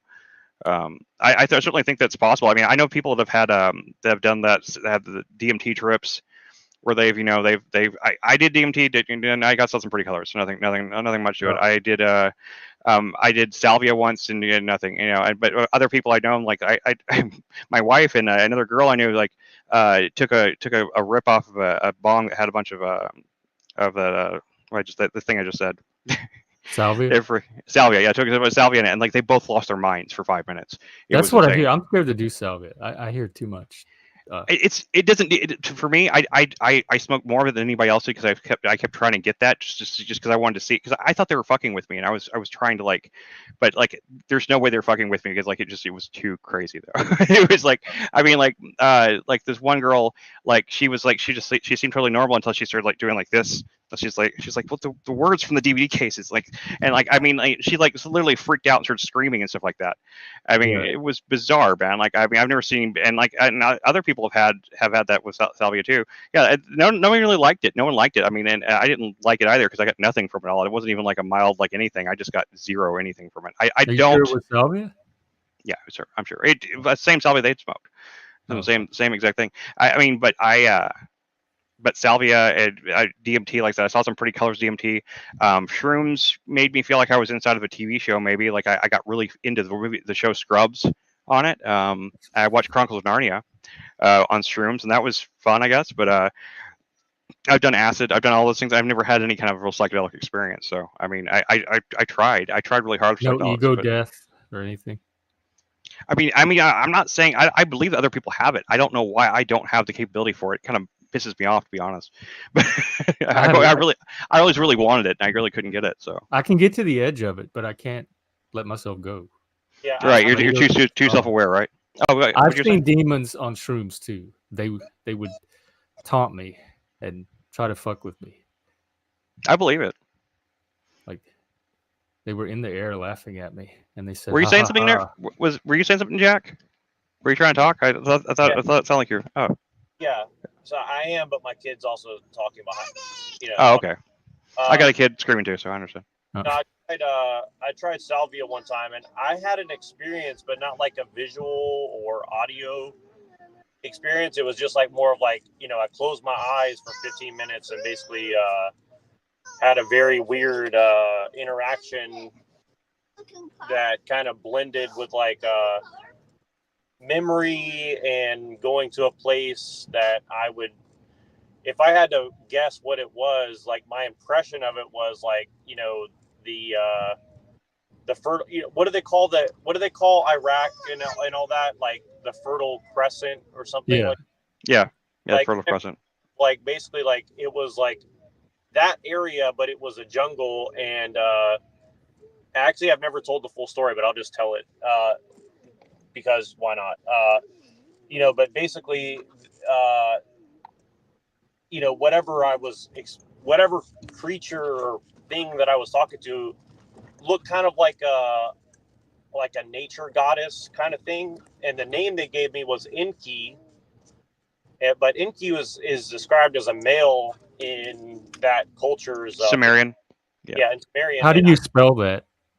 Inky. It's ENKI. Oh, Inky. Yeah, E-N-K-I. Yeah. and I'm not sure that I was really aware of Enki like from my studies, so I'm not really sure if that was before or after I had heard of such a thing. But and it didn't really talk to me. It was just kind of like, the way I would describe it is like I had my eyes closed, and it was almost like an out of body experience. Like I could see the room around me, and then in the room around me there was the best way I could describe it is like a portal opened up, and I kind of like my consciousness kind of stepped through the portal, and I was in this jungle with Enki, and they were just basically showing me this like giant forested area.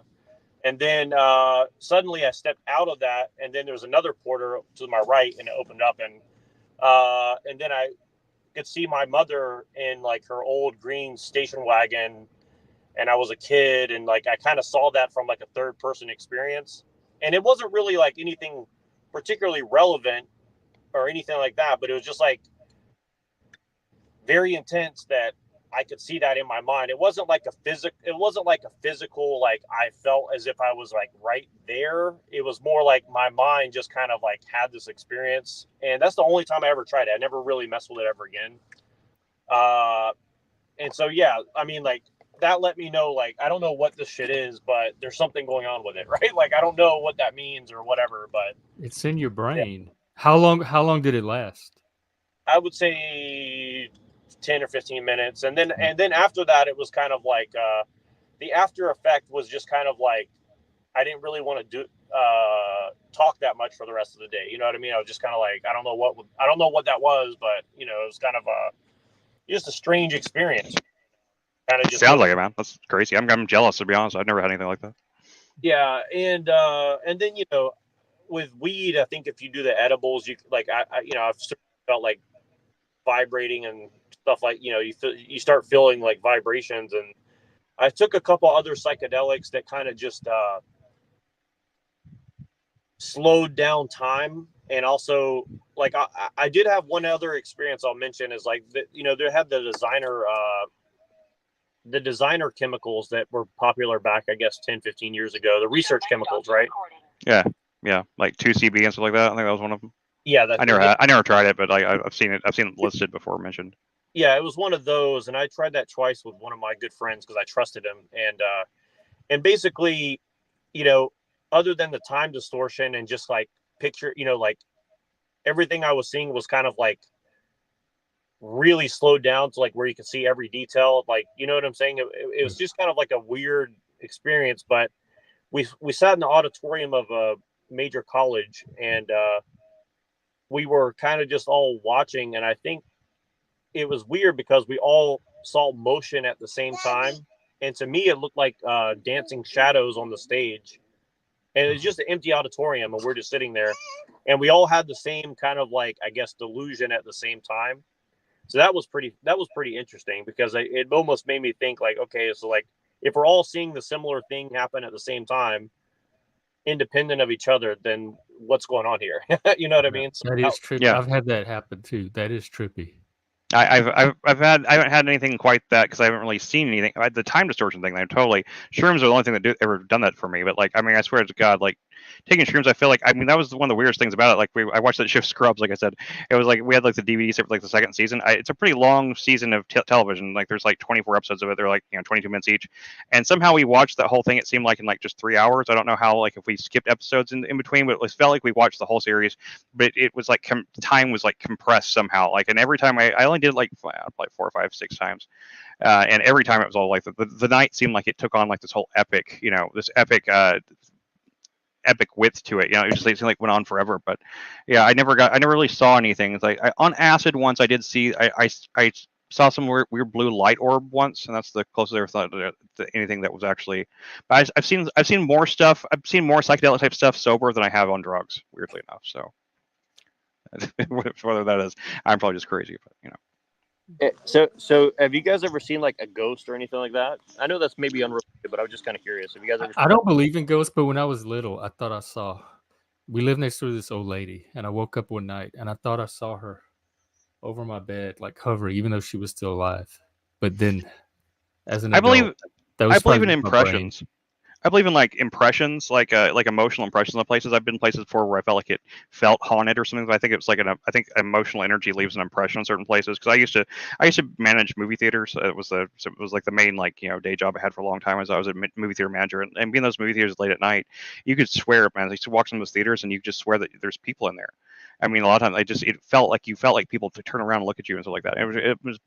I never really got I don't believe in ghosts, but I do believe that like places like where people are really going to have a lot of emotional outpouring and stuff like that. I feel like they leave an impression of some sort, in place something that's like a shadow. It's like a shadow from the past, kind of, but like it can kind of echo like an echo, just like the voice just kind of echoing. Then it gets dimmer as the time goes on, I think. But I don't know. So that was always my theory on it, because I never really felt like there was real presence there, but I definitely felt like I saw something, But I didn't really feel like it was I don't really believe in ghosts. I guess I do think there's such a thing as like some kind of spiritual thing. I don't necessarily believe in ghosts. I don't see a good reason for there to be ghosts, really. I don't know. But I think it's felt interesting. that at the 9/11 memorial. I went Yeah. to New York. I've been to New York City once in my life. We spent a day there, morning to evening. Yeah. And this was March of 2002, so it was the March right after 9/11. Oh, wow. That was And a crazy time. Walking around New York City, we went to all the sites, Times Square, all that, subways, normal New York City spirits. But we got into this one area, and everything seemed to kind of get real quiet, and the emotional tone of the city changed. And I realized we were coming up on the World Trade Center site. Yeah. And then they had the memorial and the sign and all that. And I could tell, even before we got to that area, I could feel the shift in the city, like the something about the people, something about the buildings. It was just quieter. And then when we left that area, it was real somber too. Like even my emotional tone changed just looking at it and being around it. And then when we left that area and went back to into the other parts of New York City, it's like everything restored back to normal. Wow, you're out on the beach or something. Huh? That's I totally know what you mean. Like that's why I felt that feeling you got like there, though, Jeff. That's exactly what I was talking about. Like when I was in the movie theaters at night and stuff like that. It's that same kind of feeling, like that kind of like that. I mean, it's what you said. What your experience, I think, was a lot more intense than anything I ever experienced. But still, I think that I think I do understand what you mean by that. Totally. Where that's California beaches, right? Yeah, that's one of the California. That's one of the beaches close by over here. Yeah, there's so many of them, honestly. Do they let you camp on them? They do have designated camping places, and I've always wanted to camp on the beaches over here, and you can certainly do it, but it's technically probably not allowed. But Huh. you know, it's kind of California's not fun. if you're smart, you can probably do it. Oh. Yeah, there's like a long waiting list. I wanted to go to one of the designated ones, but you have to like make a reservation like 6 months in advance, and I don't plan that well. So It's really cool. I had lived in Florida for a year once, and we used to go out to the beach, and like that it was like as a coast town in Florida, and we used to go to What part of Florida or what beach? it was Vero Beach was the name of the town. It's a long story, but anyway, I lived there for a year. But it was the ocean beaches there off the coast of Florida. I don't know, but I just like seeing like that, seeing the ocean like that. I just brought back memories. I haven't been to the ocean since then. That was I don't know. That was 20 years ago though. So me too. The beaches here, cold, rocky. I bet. Yeah. I mean, most of them are, to be honest. There aren't really that many. Like most beaches are cold and rocky and not that pleasant. But yeah, so it's cool to see the ocean though. It's always a. I don't know. The ocean. I think the ocean is maybe the only thing that's scarier than outer space to me. So the deep ocean anyway. So I'm not I'm not a person that really likes to get into the ocean, but I think it's the beaches. It's always a good experience to be out there and like the wind blowing and everything like that. Where are you, Gen X, Jeff? That the ocean is like that? I'm in Washington State. They have so our beaches look like the Oregon coast. Yeah, just really rough. Northern California is like that too. Like most of California from San Francisco north is like pretty rough beaches. But it's amazing view because you have like very vast differences in the terrain though. You know, like California is very unique, I would say. You know. Yeah. Ooh. Wait, it's really. That's crazy. It's so green on the other side of that yeah, fence. you were just at the beach, and now it looks like you're in. Are you just playing videos, or is this where you are? No, it's the ocean on the one side, and then it's green on the other side. It's just crazy. Wow. It's like I've never seen it go from that. Yeah, usually like leading up to the beach part. So usually a bunch of like I don't know. Just it's usually every time, at least out in Florida, there was nothing like that. There was no like green on one side and beach on the other side. There was no. I never saw anything like that before. It's the what do you call it? Yeah. It's a golf course right here. That's it's a golf course. Oh, okay. Well, that makes sense then. That makes sense. Yeah. It's got a giant sand trap right next to it. So I don't play golf. I don't know. I don't either. I putt. I played in my teens, but I haven't played as an adult really at all. My grandfather was big into golf, but other than that, I haven't really played. It's a networking, So it's not really about the game; it's the networking thing. Yeah, I've heard that before. Social thing. I know some people are really into golf. I mean, I used to putt when I was a kid, but other than that, that's all I've ever done. So I don't have the coordination. My dad golfs. We used to go as a kid to the golf course, and I would sit in the car while he golfed. There's no way I was going to walk over that course and watch. It was so boring. I've never seen people who watch golf on television. I understand how golf on television seems like the most boring thing in the world. Yeah. You're just watching that little ball. It's quiet. Yeah, Everybody nobody talks. can You hear the talk. little, Nobody can talk. you I hear know, the it's crazy. ball, then you watch it fly. It's like a cat watching It laser seems like it would point. be peaceful, but it's like it actively annoys me for some reason when Yeah, it's on. me It too. seems like it would be the kind of thing that you could like put on and like in the background. It would It be tranquil or peaceful. It's not for me, maybe to but get it to irritates me. sleep or meditate or something. It's slow and still, and that's the two things that I can't bear is stillness and silence. And that's what everybody keeps trying to encourage me to do, like in the men's groups and stuff. Hmm. It's getting in touch with silence and stillness. Like I can't. Mm. That's hell to me. I can't do that. I feel you. I think that's the ADHD in both of us, though. It must The, be like the people like me ADHD need a fights different that so path. hard. Any kind of stillness or quietness, like it's just like our brains are I screaming know. all I the can't even time. So still in my chair, but yeah, like, I there's no know. way I'm gonna. I am today for some reason. I'm not like rocking. A lot of times I'm doing the same thing you are. I'm doing like just like this all the time. But like I'm not today right now. But I don't know. Uh, yeah. But I am. I'm not as anxious right now as I normally am for some reason. I don't know. You're normally anxious. Oh yeah, I'm enormously anxious. But yeah, Oh, I get rather calm whenever anytime I've ever like gotten on cam or anything like that. For something about video chatting actually is very calming for me. I don't know why that is, or doing streams or whatever. Anytime I'm actually doing that, I actually feel kind of a sense of like I feel calm when I'm having conversations. That's what it is. That's what yeah. it comes down to. I'm an Con- extrovert. Conversations make me feel I'm not really an extrovert, but I love conversation so much. I'm not an extrovert. I guess I'm an extrovert in the sense I like social interaction, but I'm not like a party Do you person. have I you don't have a battery that burns out. Like I get the more I talk to people, the more stimulated I get. And introverts get worn out after a while, and they have a battery that drains after Well, too much socialization. I think I'm similar to you guys. Like for me, I'm always like the guy. Like I hate to go to the party, but then when I go, I have fun. But usually, like within an hour, I'm like looking for the dark corner where all the other yeah weird people are, and they're like, yeah trying to like smoke some weed and have a deep conversation amongst the yeah. party. You know what I mean? Like Yeah, exactly. That's exactly. I always end up. If I go to those things, I always try to find like the other outcasts or whatever, and then I like to have those conversations with those people, and I stay away from like the main the dance floor or whatever, I guess. But like because I can't dance anyway, so why would Yeah, I waste anybody's time?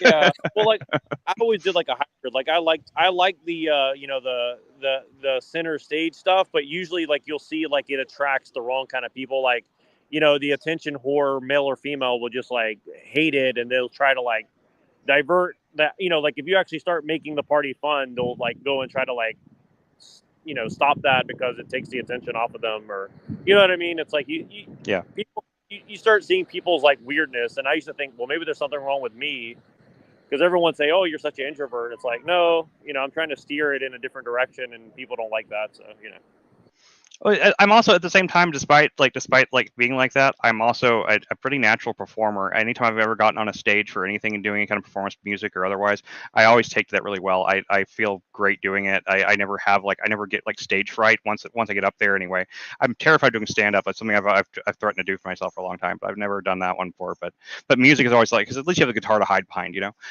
can hide behind the performance. Like stand up's just you and your voice, so you have to just be entertaining, and that's terrifying to me. But I also do really well with like groups whenever if like I used to like do discussion groups and stuff like that when I was a lot younger and stuff like I was really good at leading discussion groups because I was really good at keeping.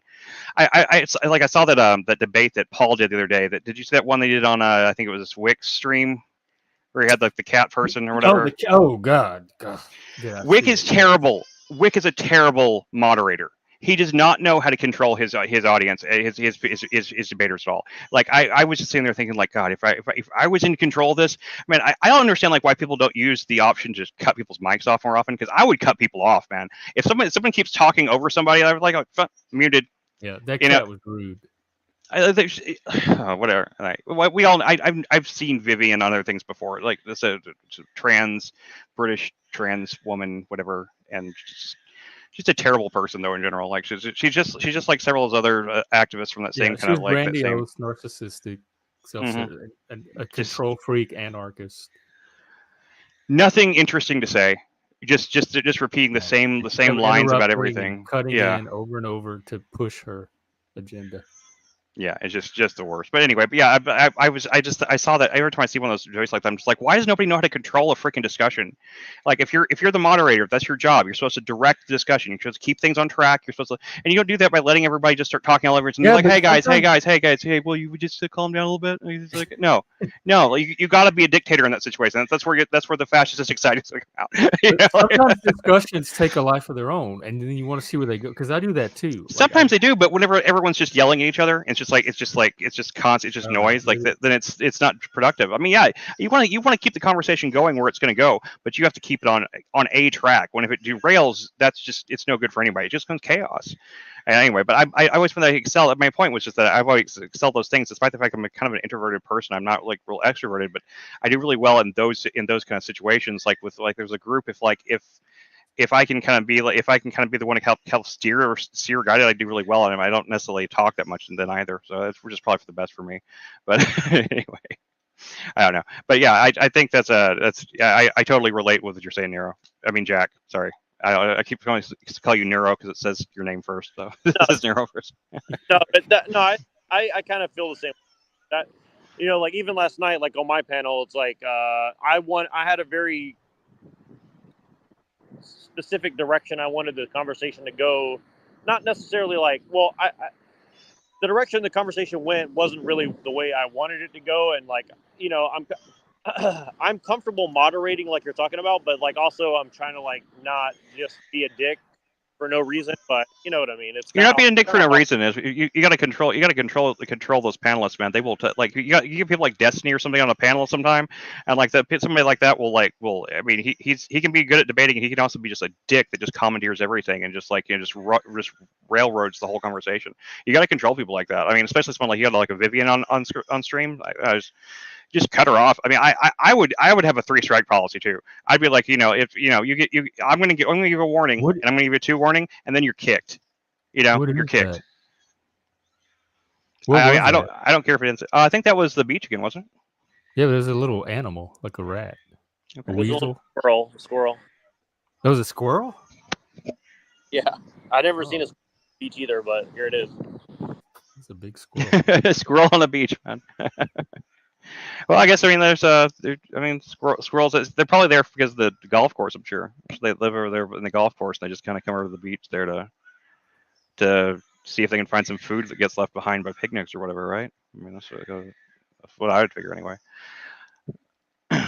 Maybe they just like the sound of the ocean, Maybe so, yeah. I mean, it's probably I feel like a squirrel sometimes. I feel like my brain works like squirrel-like. It's very hyperactive and like jittery. So maybe the sound of the ocean calms down like I feel like a squirrel is like the natural ADHD spirit animal, right? Yeah, that's kind of true. When I grew up on the East Coast, and the squirrels over there are like very intelligent. They're big, and I guess gray squirrels, I guess is what they are over there. Here they're more like, I guess. Yeah, we have squirrels everywhere down here in Texas. I don't know. I don't know what kind we have. We just have general squirrel. I think it's all mutt squirrels, as far as I can tell. California beach squirrel, brown. California beach squirrel. I mean, well, there's a lot of ground squirrels. It could be a burrowing squirrel of some sort, but it could have an underground thing in the sand. For all I know, I don't think sand would probably be really good for burrowing. But what do I know though? I don't know anything about that. So yeah, we were watching my wife watch animal videos all the times on YouTube if we're like feeling down or something like that. Like she likes to put on animal videos, and I watch them with her and stuff. And but we watched them the other day about like about squirrels and groundhogs and how they're all related and stuff like that. I just didn't realize how many of those animals there were that lived like underneath your feet. It's just crazy. Like I posted in the Discord last night. Like we watched a video about the history of Dr. Pepper, and like there was like this little joke in it about Chris Gaines, like, the Garth Brooks thing from back from like the '90s. Remember that, Jeff? Who's Chris Gaines? I'm looking. It was Garth Brooks's alter ego, and I suddenly realized that. I suddenly realized that. Oh wow! I suddenly realized that he invented emo. He invented emo, man. He is emo before emo was emo. I had no. Emo.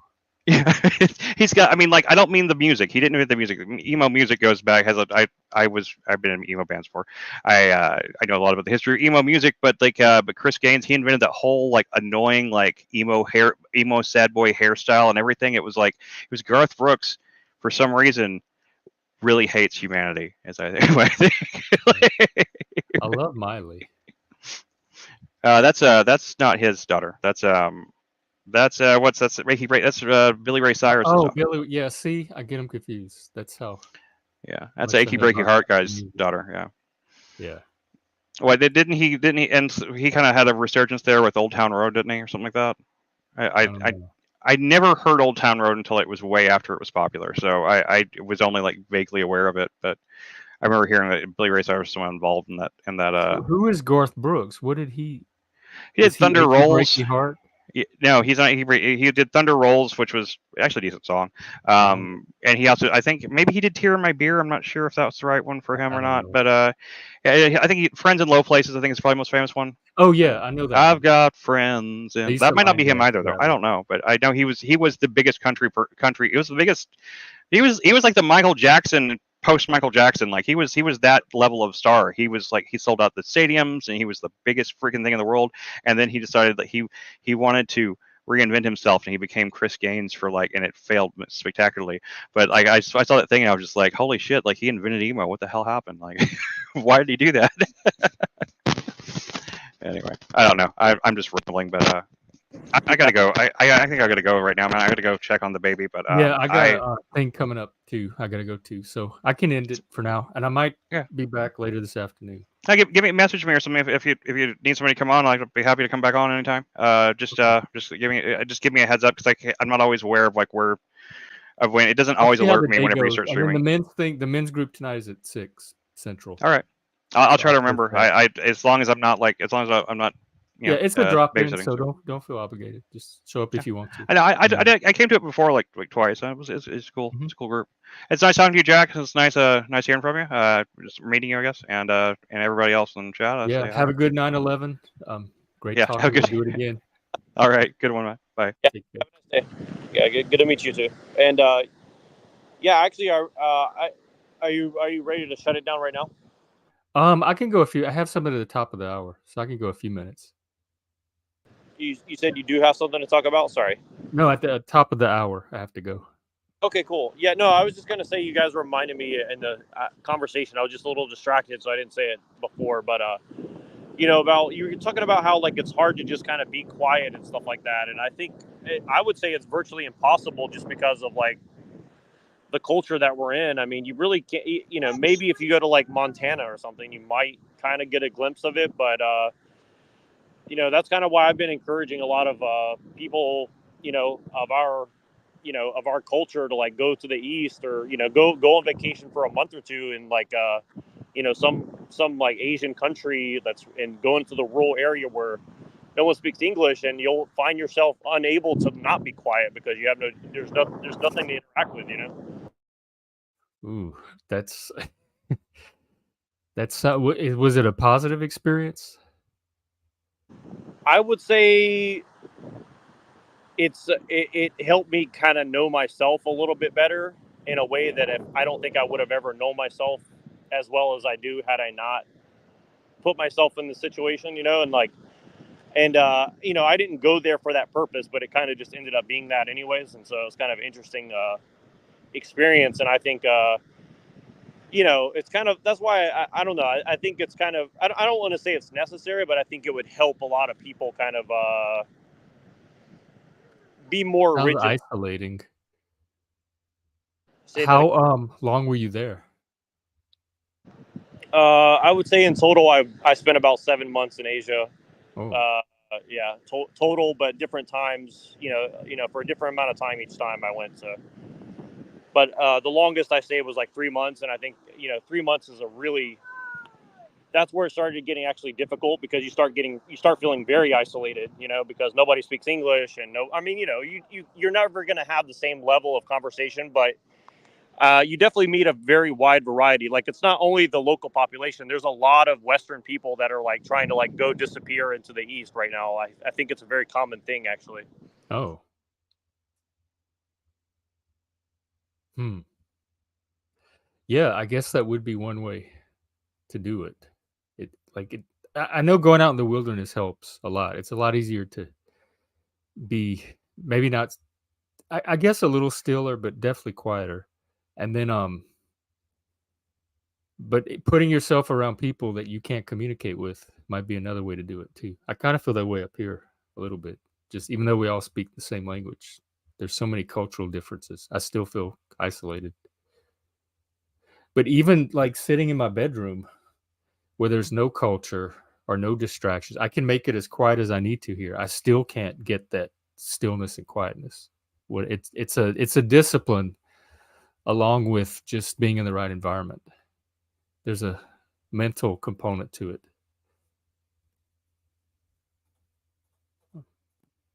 Yeah, I agree, and I think for me, that's kind of a lot of people, obviously in the right wing, they say, "Oh, what the hell do I need to go over there for?" But it's like I think a lot of Europeans are doing that because I mean, the ones that I talk to, they kind of find themselves like unable to really connect with people in their own land anymore, and so they go away for a while, and then when you come back, you do appreciate things about where you're from, but you can also see the the futility in trying to change your own culture because you go to another people's culture and they're not going to change, you know what I mean, and you come back to your own culture and then you realize people aren't going to change there either. It's kind of like a weird, it's almost blackpilling, to be honest, the first, when you but I think over time it just kind of gave me a more realistic view of the world. I guess for me that's kind of what I took away from it, is like Yeah, I think that's a good perspective to have.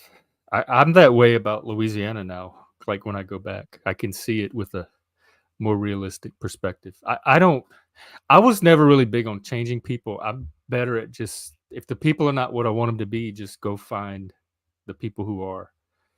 And the world's diverse enough to me that you can find some place where you can make some kind of social progress without having to change everybody around you. 'Cause people are very hard to change. I don't that's not an ambition I've ever had. well, even to change yourself is hard as well, and I think that's the other thing is like I realize like you know to even change yourself is like a ridiculous amount of work. So Really is. Yeah, I can make a small incremental progress here and there, but our nature is a lot of it we're stuck with. We can make some modifications of it and develop it in some areas somewhat, but it's more like working with it, learning what it is and working with it than trying to over engineer it a certain way. yeah, and I think it's I don't have it's hard, it's really hard to kind of describe as kind of as to why I keep recommending it to people. But for me, like the first time I went, it's like I really went like way out in the middle of nowhere, like way far away from anybody who spoke English, and way far, I mean, not anybody, but very few people could speak any English at all, and the ones that could was very little. And it really pushes you to the point where you're just like you're kind of just left alone with your own thoughts, even in a room Mhm. full, because you're just you kind of interact, but it's you're not really able to connect on the same level at all. And then even when you do find other people who kind of speak the same language, it's like they're coming from a totally different frame of reference, where it's like you have no choice but to kind of take their perspective, which you would never have anything like it even in the West with like an immigrant, for example, because like like a lot of immigrants here, like they, people don't really mingle as much here in America. It's like we're the melting pot, but people aren't really melting, they're just kind of in the stew, you know what I'm saying? It's kind of like Yeah. it's not really the same, in my opinion. So it's kind of this weird. I think we have a very odd situation in the West right now. I think it's really hard to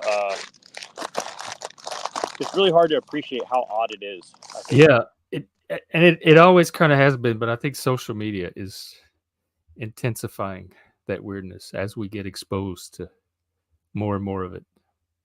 Like, people are getting exposed to each other that wouldn't ordinarily. Well, and also, like, as an example, like, I understand that you're gay as well, but also I think even for you and, certainly for most men that I know, it's like if you go over there and you see how, the men and women's relationship is, like a fresh perspective, and then you come back here and then you start realizing just how odd of a situation between men and women, like the feminism thing is like, and also because like you can see it in real time encroaching on a culture that's not really embracing it all the way, but they're kind of being forced into it, and so you can kind of see in real time like how it affects people, and yeah, it's just very surreal. It's like because even though their culture is not really like ours, but you can see this like they're starting to drift in the same direction as us, but it's a very painful experience, and for me, like, it taught me a lot about men and women relationships in my own country, right? Because now I've had the perspective of like, well, I just thought that you have to interact with women in one particular way, but then you see it's really and also between racial stuff as well, like, that we have this very skewed way of looking at all this stuff as like, we think it can't really be any different, and then you go see it's totally different everywhere else, and you kind of appreciate it. Like, I don't mean appreciate as in like think that it's good either. I'm just saying like you can appreciate the gravity of the situation that we're in here. Yeah, I agree. It is getting weird. Well, I mean, and again, like even for you as a gay man, I'm sure like what it was like for you, experiencing that 20 years ago versus now is probably totally shifted to the point where it's like almost unrecognizable. It's you took the word right out of my mouth, because that's exactly what I was going to say. It is unrecognizable. There is no more, whatever the community looked like when I was in it. There is no more of that anywhere. I can't find it at all. It's almost like they've stolen your identity or something. It's like, Yeah, and that's how I feel as a straight white male in America, from the middle of nowhere South, and you come out and you start looking at the world. It's like I'm gonna give this one last thought on it, and then I'm gonna have to end. But it got feminized. It started with, they talk about men and women's spaces, but it started with women coming into what were male spaces, and from there, that's where I noticed the change start. Yeah, and I think that's happening not just in the gay culture. It's happening in culture in general. There's been an increase in the feminine.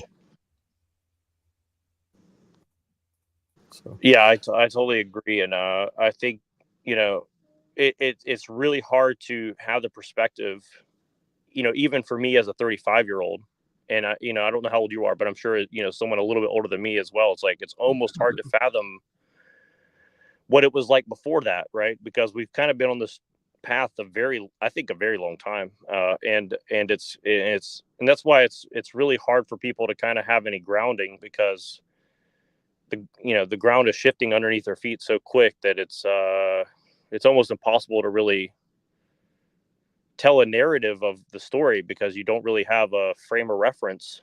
It's kind of hard. yes, we are in narrative chaos right now, and you really have to have a strong sense of who you are and yourself, I think, to stay grounded through it all. And yeah, and I think that's my idea about the going to the East thing, is like it actually helped shore up my my perception of identity, and I think that's kind of I think that's probably the simplest way I can put it, is like, I think people need a strong sense of identity, and until you've kind of been taken out of your environment, it's kind of hard to know who you are, because I think we're by the environment. It's almost impossible to really separate who you are as a person from the environment in which you're like kind of stuck in. So anyways, exactly, I appreciate you having me on, and look forward to the next conversation. And yeah, me too. Thanks for dropping by. Have a good 9/11, and we'll talk again. Sounds good. And enjoy the beach. Thank you. I will.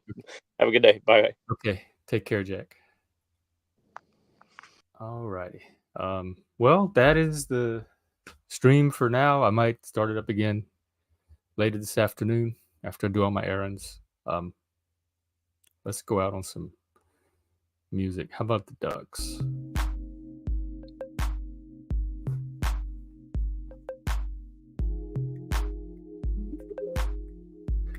See you.